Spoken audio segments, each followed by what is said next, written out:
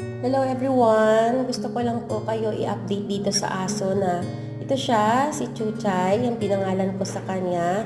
Ito kagabi, nirescue ko siya doon kung saan siya nakatira kasi nakakaawa dahil halos wala siyang makain doon. Nasa labas na siya ng gate nakahiga, umulan man o umaraw. Andun lang siya, wala sa kanyang nag-aalaga.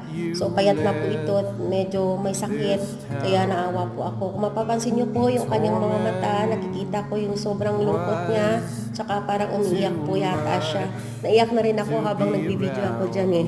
So ngayong umaga, sabi ko sa kanya, papaliguan ko siya at bibigyan ko siya ng pagkain na mayroong vitamins. So ginawa ko na yon. Di ko lang na-videohan yung naliligo siya, pero tuwang-tuwa siya nung naliligo siya, hindi siya natakot o nagagalit. Basta gusto niya lang maligo. So ngayon nandun na siya sa taas, natutulog na, nagpapahinga, okay na po siya. So next time